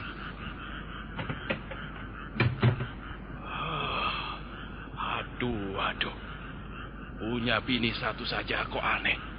Kalau kesal selalu hidungku yang dijadikan sasaran. Dulu kupingku selalu dijewer bapak setiap aku berbuat nakal. Sekarang hidung.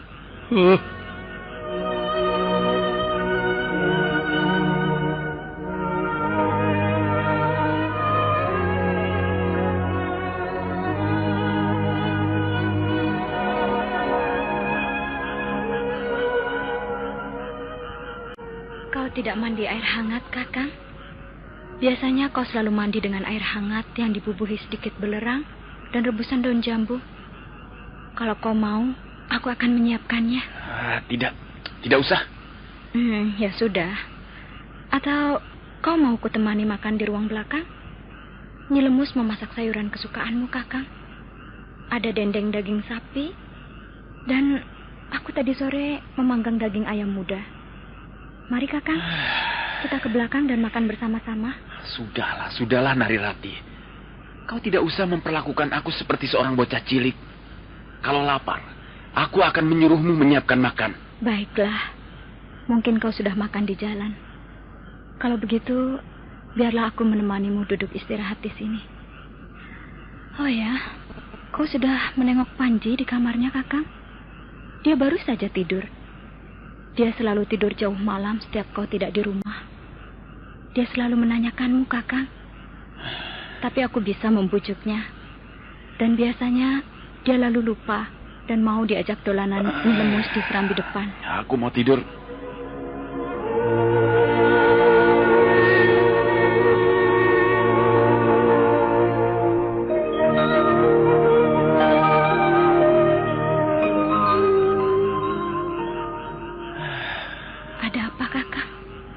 Kelihatan gelisah. Aku tidak apa-apa. Aku istrimu. Aku bisa merasakan kegelisahan hatimu, Kakang. Aku tidak apa-apa. Aku hanya mengantuk. Kalau begitu, tidurlah, Kakang. Itulah. Aku ngantuk, tapi tidak bisa tidur. Mungkin kau terlalu lelah. Mari, kupijit kakimu, Kakang. Atau kau mau kuboreh dengan beras kencur? Sudahlah. Tidak usah, Ratih. Biarkan aku berbaring. Kalau mau tidur, tidurlah. Kenapa kau merepotkan aku? Tidurlah. Bagaimana aku bisa membiarkanmu gelisah dan tidak bisa tidur, Kakang? Aku istrimu. Kau pasti mempunyai persoalan yang mengganggu pikiranmu. Apakah soal usahamu berdagang? Mungkin soal persaingan dagang atau... Tidak. Aku tidak mempunyai persoalan apa-apa dengan usaha dagangku. Kau lihat sendiri hasilnya, bukan? Aku pulang dengan mengantongi uang ratusan ringgit. Baiklah. Mungkin kau tidak ingin aku mengetahui apa yang kau gelisahkan. Aku tidak apa-apa. Aku tidak gelisah. Aku hanya ingin tidak diganggu. Jadi, kau anggap aku telah mengganggumu? Iya. Dengan pertanyaan-pertanyaanmu yang terlalu nyinyir itu. Kalau begitu, baiklah. Aku tidak akan bertanya apa-apa lagi. Tidurlah, Kakang.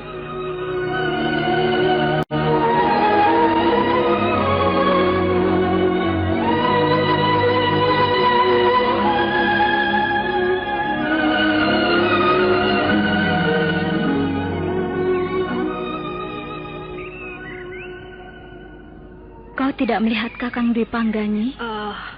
Bukankah Gusti sudah pergi sejak pagi-pagi sekali? Apa tidak pamit, Nini Ratih? Tidak, Nyi.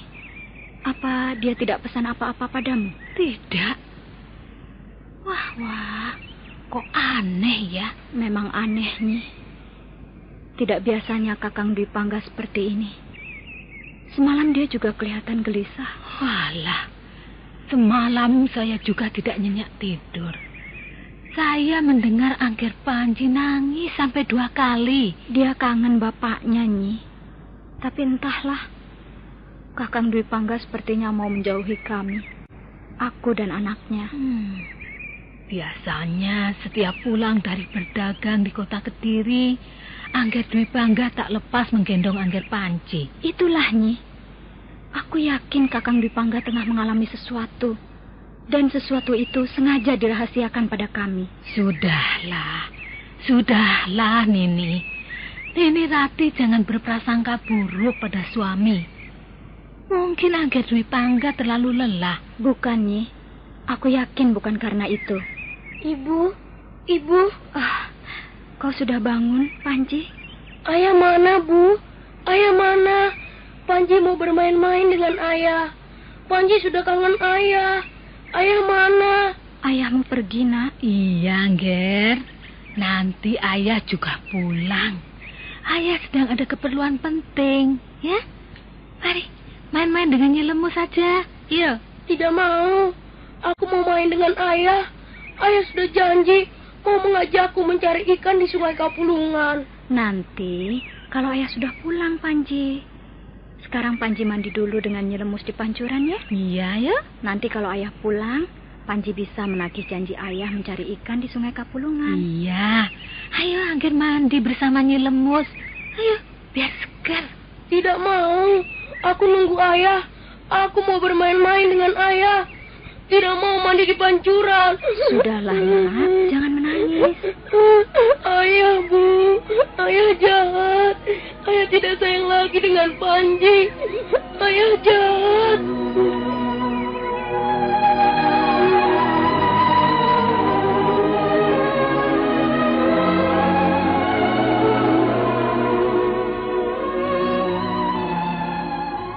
Nari Ratih dan Nyi Lemus, pembantunya yang setia, berusaha membujuk Panji Ketawang dengan sabar. Anak itu memang nakal, tapi sesungguhnya dia anak yang baik dan pintar.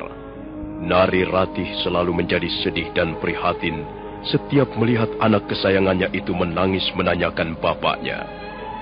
Sementara itu Arya Dwi Pangga pagi-pagi sekali sudah berada di rumah Pamungsu. Mereka sedang sibuk membicarakan perihal wanita yang mereka temukan di tengah jalan semalam. Apakah dia masih belum sadar juga, Nyi? Sudah, Gusti. Bahkan sudah mau makan bubur dan minum jamu penyegar tubuh. Syukurlah. Apa sebenarnya yang sedang dialami wanita itu, ya? Mengapa dia bisa tergeletak pingsan di tengah jalan? Pasti dia sedang mengalami guncangan batin yang hebat. Ya, agaknya memang begitu, Gusti. Dia kelihatan murung. Wajahnya pucat, dan pandangan matanya menerawang jauh. Kan sekali. Mengapa orang cantik bisa mengalami seperti itu, ya? Penderitaan itu kalau mau datang, ya datang saja, Nyi. Tidak pandang bulu. Tidak melihat apakah dia cantik atau jelek, kaya atau miskin. Tidak kenal golongan, usia ataupun kekayaan. Penderitaan itu kan ibarat seorang tamu yang tidak kita undang. Tiba-tiba saja dia datang, tiba-tiba saja dia pergi tanpa pamit. Iya, tapi siapa mengira, Kakang, kalau orang secantik itu ternyata hidupnya tidak bahagia? Iya, biasanya wanita cantik selalu dihubungkan dengan hidup yang serba menyenangkan. Wanita cantik biasanya erat kaitannya dengan kehidupan mewah, orang-orang berpangkat, berkedudukan tinggi, dan sebagainya. Tapi kenyataannya, tidak sedikit wanita cantik yang justru bernasib sebaliknya. Hidup terlunta-lunta, kehilangan sanak saudara, terbuang dan terasing. Nasib manusia memang seperti sebuah misteri yang tak terpecahkan. Ya, baiklah, aku akan menemuinya. Aku ingin tahu siapa dia sebenarnya dan apa yang sedang dialaminya. Hati-hati, Gusti. Dia masih belum sembuh benar. Tubuhnya masih lemah dan pikirannya masih agak kacau.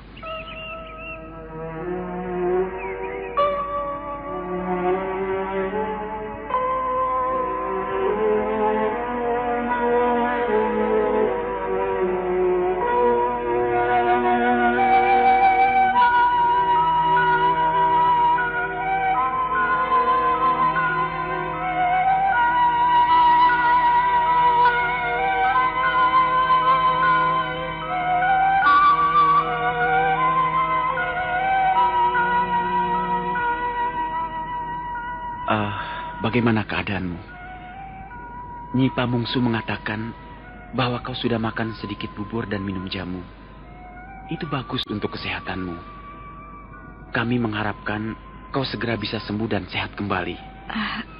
Siapa Tuan? Namaku Arya Dwi Pangga.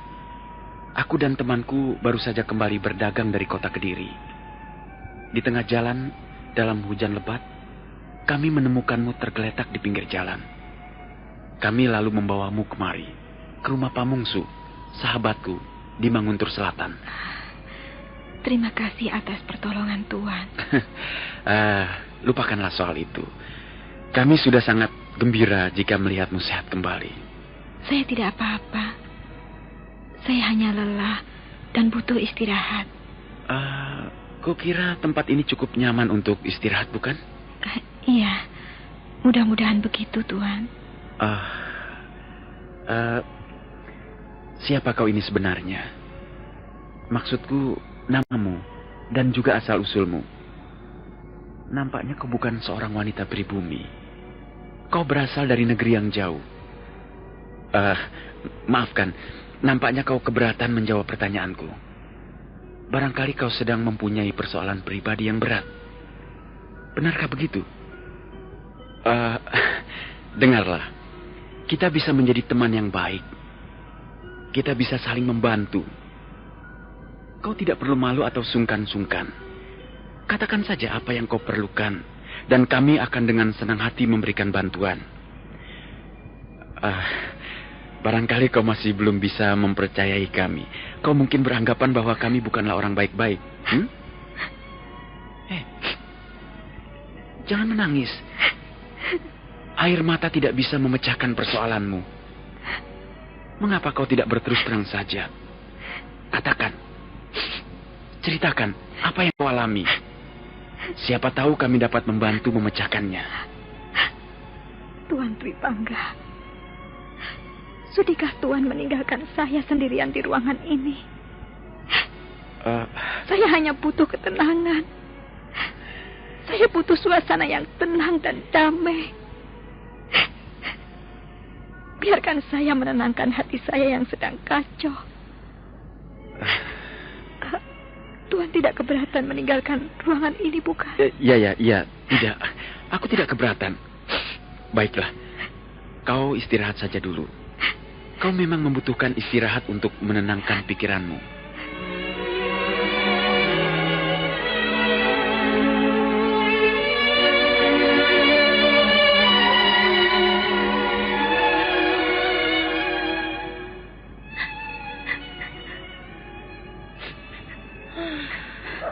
Sudahlah, Nini. Jangan menangis. Hatiku sedih sekali, Nyi. Aku ingat almarhum ayahku. Ayahanda Rekyan Wuru sudah tenang di alamnya yang langgeng. Nini Rati tidak usah mengenal atau memikirkannya lagi. Aku sering kesepian, Nyi. Kadangkala hidup ini terasa sangat sepi. Tidak ada artinya lagi. Aku sering merasa kehilangan makna hidupku sendiri. Kalau tidak ingat Panji ketawa, entahlah, Nyi. Barangkali aku sudah menyusul ayah Rekyan Wuru ke alam yang lebih tenang. Alam yang kekal dan damai selamanya. Walah, tobat. Jangan berkata seperti itu, Nini. Tidak baik. Kalau Gusti Yang Maha Kuasa memberi kita umur panjang, nah, hal itu harus kita syukuri sebaik-baiknya. Menyesali keadaan tidak akan merubah keadaan itu. Nini Ratih kan masih muda. Tidak sepantasnya hidup tanpa gairah dan putus asa. Nah, itu ada derap kaki kuda. Mungkin Angger Dwi Pangga yang datang.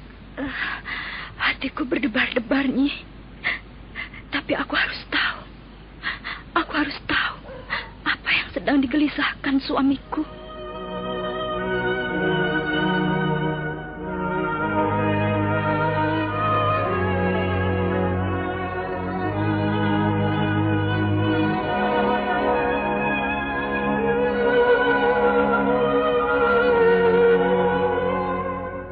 Malam semakin kelam dan dingin. Nari Ratih dan Nyelemus nampak belum tidur. Mereka bicara di ruangan tidur Panji Ketawang. Mendadak terdengar derap kaki kuda yang semakin lama semakin dekat. Nah, saudara pendengar, apa yang akan terjadi selanjutnya? Benarkah Arya Dwi Pangga yang datang? Silakan menunggu seri berikutnya. Sampai jumpa.